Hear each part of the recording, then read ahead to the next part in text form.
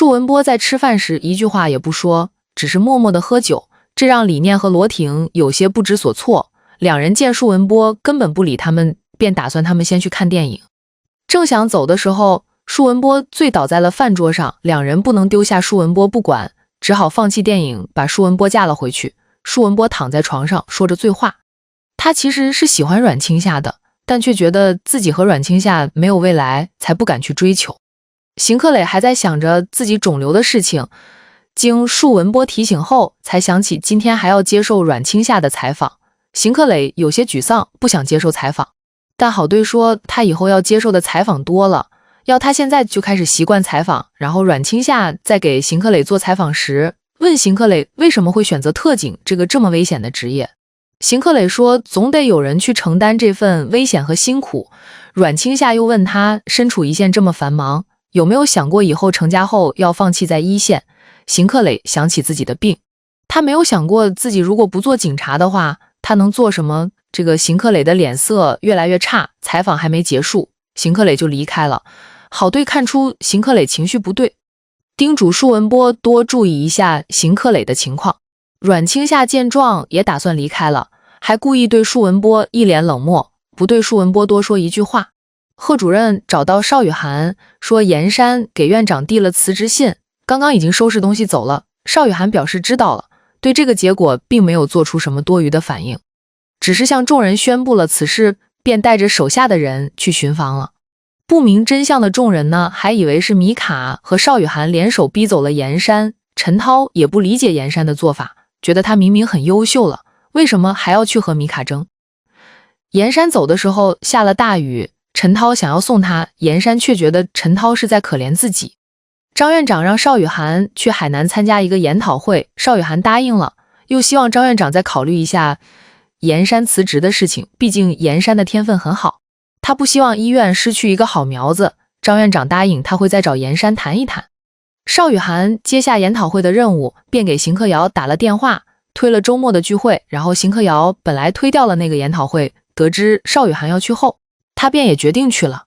研讨会上，邵雨涵看邢克尧被客户纠缠，他便上前带邢克尧摆脱纠缠。邢克尧道了谢，两人便一起回酒店休息。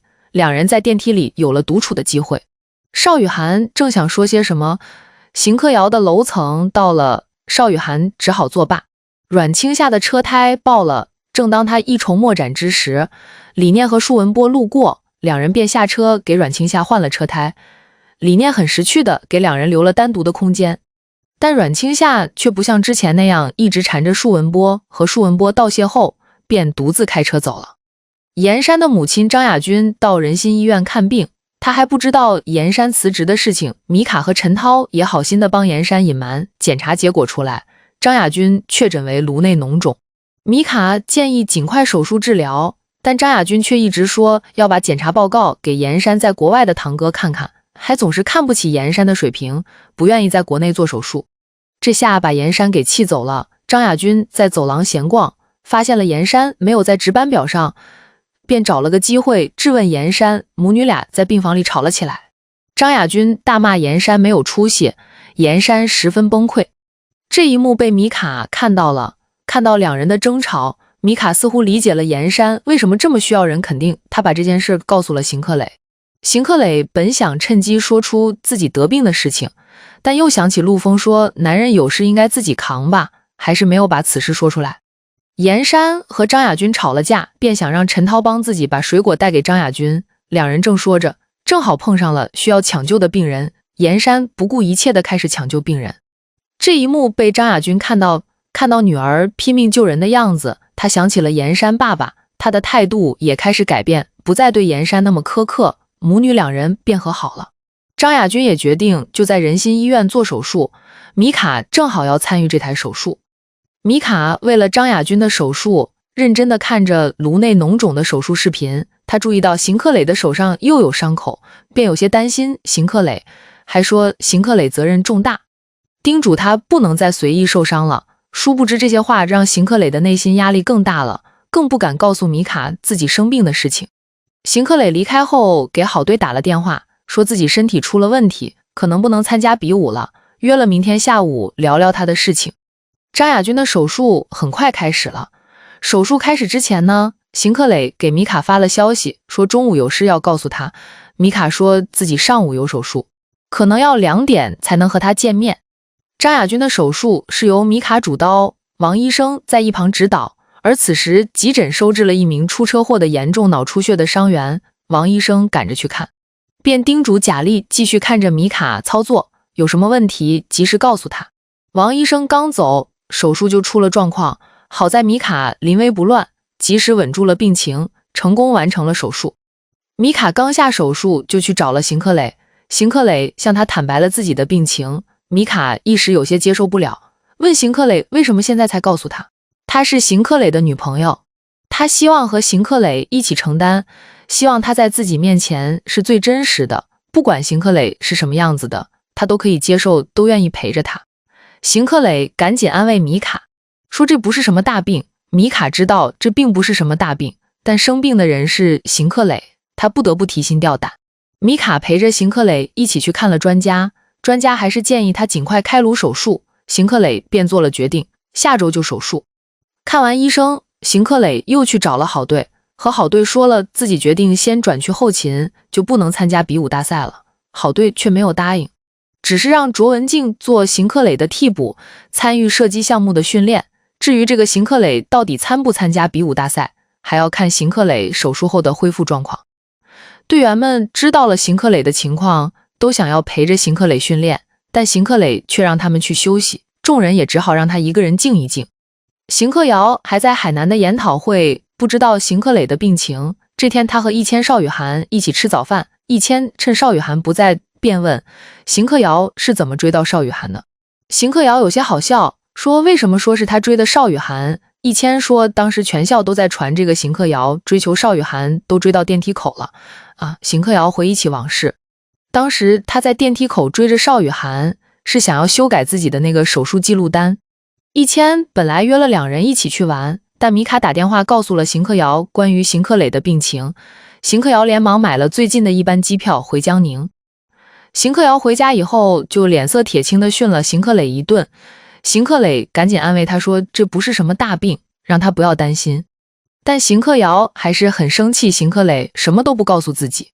严山也知道了邢克磊的病，他找到米卡安慰，又感谢了米卡在手术时对他妈妈做的一切。严山终于认识到自己的错误，诚恳地向米卡道了歉。米卡也原谅了严山。晚上邢克磊来接米卡下班，回家后邢克尧还做了饭，几人边吃边聊。米卡让邢克磊提前休2天假，自己也休假陪邢克磊一起去逛街玩玩，放松一下。2人对邢克磊的特殊对待让他有些紧张，连忙让2人好好的正常生活，不要特意为他做些什么事情。邢克磊看似不紧张，但米卡总觉得邢克磊是在强撑，他有些难过，不知道能为邢克磊做些什么。而且他也担心邢克磊做完开颅手术后无法回到一线，他将自己的担忧和邵雨涵说了。邵雨涵表示虽然微创手术有难度，但他觉得他可以一试。米卡下班后赶紧把这个好消息告诉邢克磊，并说了微创手术和开颅手术各自的利弊，让邢克磊自己选择。邢克磊听了米卡的话，心里有些感动，他选择相信米卡，选择了微创手术。邢克尧去找了邵雨涵，他表示了自己的担心。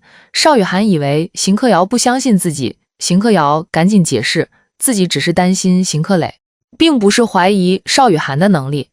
邵雨涵说自己是出于对邢克磊自身利益的考量，他知道邢克磊很在意能否继续做特警这件事，所以他才愿意为邢克磊做微创手术，保证他术后还可以继续做想做的工作。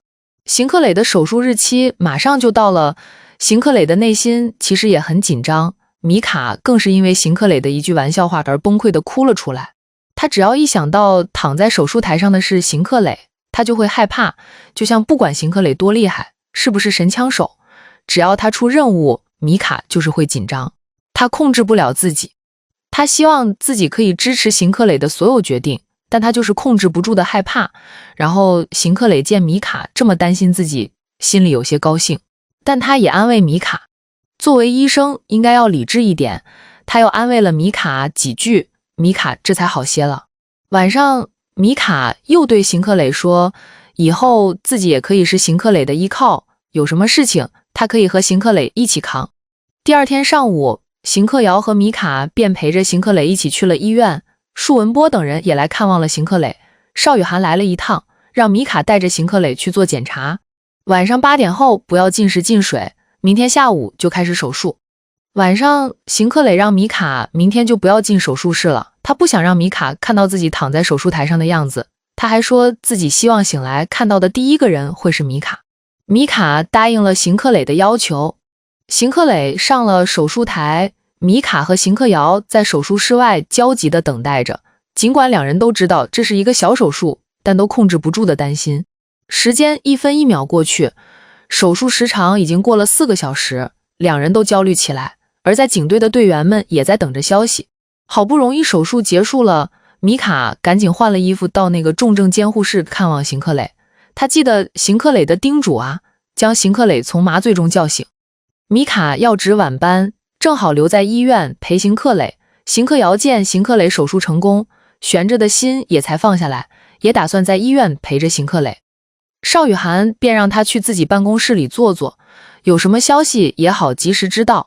而放松下来的邢克尧终于撑不住疲惫，在邵雨涵的办公室里睡着了。邵雨涵没有吵醒邢克尧，然后给他披了一件衣服，只是坐在椅子上静静地看着他，回想着两人的过往。过了一晚，邢克磊已经出了重症监护室，米卡赶到普通病房看了邢克磊的检查报告，见他没什么事情，这才放心。而这个邢克磊一直喊着要吃东西，说想要吃西瓜。米卡赶紧跑去水果店给邢克磊买了一个最大的西瓜，还亲自喂给邢克磊吃。邢克磊恢复期间，舒文波等人和米卡都变着法的给邢克磊做营养餐。这天米卡正准备熬汤，但临时有事出去了，便只好留阮清夏一人在家，又叫了舒文波来帮忙继续熬汤。阮清夏见舒文波来了有些尴尬，又只能装作没事的样子正常相处。阮清夏和舒文波一起把汤送去了医院，两人看着邢克磊和米卡恩爱的样子都有些不自在，赶紧离开了。阮清夏从医院出来还赶着去工作。舒文波见他不好打车，便主动说开车送他到了活动现场。舒文波还抱起阮清夏，让他有个好角度来拍照，两人的关系似乎有所缓和。严山和张亚军和解后，选择了自己喜欢的专业，出国读病理。陈涛特意赶来送他，他也不再像从前那样对陈涛爱答不理。陈涛希望以后自己可以找他视频，严山第一次给了陈涛正面回应，说自己可以为了他挤出时间来联系。陈涛高兴坏了。邢克磊的检查报告出来了，邵雨涵告诉米卡，邢克磊可以出院了。不过邵雨涵不建议邢克磊立即归队，并说要让邢克磊至少在家里休养1个月。这期间可以做一些恢复性的锻炼，但绝对不能过量，半个月后再来复查。如果期间邢克磊出现了头晕恶心的症状，一定要及时来医院复查，并让米卡好好监督邢克磊。邢克磊收拾东西准备出院，邢克尧借口感谢邵雨涵，去了邵雨涵的办公室。邵雨涵正为遇上了一个很棘手的病人而焦虑，这个病人情况很不好，而且又是2个孩子的母亲，所以他必须要做好这次的手术。然后邢克尧安慰了几句，还答应留下来陪邵雨涵待一会儿。晚上，邵雨涵开始为那个病人做手术，虽然过程有些惊险，但好在顺利地完成了手术。邵雨涵结束手术后就去找邢克尧了，然后邢克尧也在车里一直等着邵雨涵。邵雨涵听说他感冒了，还给他冲了感冒药。两人回办公室一起吃晚饭。邵雨涵又约邢克尧下周一起出去玩，邢克尧答应了。阮清夏约了李念教自己学跆拳道，没想到来的却是舒文波。原来是李念把舒文波诓来的，有意要给两人制造机会。舒文波问阮清夏怎么要学跆拳道，阮清夏便说自己被变态骚扰了，想要学点防身术。他原本要雇李念教自己，但既然是舒文波来了，他也就不和舒文波客气了。在训练时，阮清夏不小心踢伤了舒文波，而舒文波给阮清夏拉伸时，阮清夏不小心亲到了舒文波，舒文波赶紧退开，两人都十分尴尬。阮清夏故作轻松地说，就当作是好朋友之间的吻别，让舒文波不要多想。邢克磊在家休养了一阵子，便决定回警队恢复训练了。他没有和米卡商量，就收拾好了东西，这让米卡有些生气。这还没有1个月呢，邢克磊就要去训练了。邢克磊赶紧说自己的身体自己知道，米卡也只好尊重邢克磊的决定，只是让他有什么情况一定要及时告诉自己。邢克磊回警队后就开始了训练，但却出现了控制不住手抖的情况，然后邢克磊有些心烦。晚上他给米卡打了电话，说了自己手抖的事情，米卡便让他明天和自己到医院找邵雨涵做个检查。邵雨涵看完检查报告，说邢克磊的身体没有问题，手术很成功，只能让邢克磊做一些康复训练，让身体慢慢适应恢复，再看看情况。米卡送邢克磊离开后回了医院，护士小小告诉他，那个车祸入院的病人张卫一直在喊头疼，米卡便去病房询问了情况，说他的核磁显示并没有问题，他会给张卫开止疼药，但能不吃就尽量不吃。张卫又说自己晚上睡不着，需要安眠药，米卡表示自己会安排。晚上张卫想让护士把安眠药给自己，但小小却说医院有规定，必须看着病人服药。邢克磊回警队后便又开始了训练，但舒文波担心他的状况，不让他继续训练，还说米卡嘱咐过自己了，让他也多想想米卡。邢克磊在和卓文静比试时，他看出卓文静为了让自己没有发挥全力，这让邢克磊的自尊心受到了伤害。他质问卓文静为什么要让他，又让卓文静罚跑10圈，卓文静理亏，只能听邢克磊的话。邢克磊越来越沮丧，越练压力越大，回家后还冲米卡发了脾气，以为是米卡把自己手抖的事情告诉了警队，结果现在整个警队都要让着自己。米卡被邢克磊训了一顿，心里也有些难受，他找了阮青夏说了此事，并说自己并没有告诉舒文波邢克磊手抖的事情。米卡给舒文波打了电话询问了情况，又想给邢克磊打电话解释，但邢克磊却就在洗手间没有接到电话，等他出来后才看到米卡的未接电话，他没有给米卡打回去，只是给米卡发了消息说晚安。邢克尧得知邢克磊和米卡吵架后，并没有向着邢克磊，并说米卡也是为了邢克磊好，拜托舒文波照顾他也并没有做错，还劝邢克磊好好找米卡道歉。邢克磊表示自己知道错了。邢克尧又说他手抖的问题可能是因为心理原因，邢克磊有些不理解。邢克尧则说是他从小到大拿惯了第一，稍微不如别人，心里就不舒服。邢克磊走后，米卡本想回去找他解释，但收到了邢克磊说回队里的消息，米卡只好去医院了。邢克磊回队里和舒文波闲聊时，得知舒文波不知道自己手抖的事情，他意识到自己昨天错怪了米卡。邢克磊赶紧请假离开了警队，想去医院找米卡道歉。米卡这边突然发现病人张卫不见了，众人都寻找起来。邢克磊得知后也顾不上说自己的事，赶紧帮着一起找人。邢克磊查看了张卫的病房，推测他应该是去了音乐厅。张卫是个钢琴演奏家，但车祸导致了他右手功能性损伤，很有可能再也弹不了钢琴了。邢克磊在找人的间隙向米卡道了歉，米卡也没有责怪邢克磊。两人一起去了音乐厅，发现张卫正坐在高处想要轻生，邢克磊怕惊动张卫，便让米卡去吸引张卫的注意力，让小小去叫警察和消防，自己则偷偷从后面绕过去。张卫一直说着自己过去辉煌的经历，邢克磊悄悄地接近着张卫，张卫说着说着脚下一滑掉了下去。邢克磊赶紧上前拉住了张卫，幸好消防及时赶到，就下了张卫。邢克磊对张卫说了自己的经历，劝他不要轻易放弃。张卫走后呢，邢克磊又向米卡道了歉，两人和好如初。舒文波得知阮青夏的那款老相机还没有修好，便四处寻找相机的镜头配件，要给阮青夏修相机。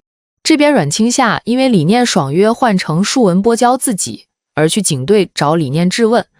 理念无奈之下说出舒文波其实特别喜欢阮青夏，拒绝阮青夏是因为陆枫也喜欢阮青夏。理念将舒文波为阮青夏喝得烂醉的事情呢告诉了他，还说舒文波的眼里全都是阮青夏。阮青夏回去后回想着理念的话，又想着舒文波为自己所做的一切，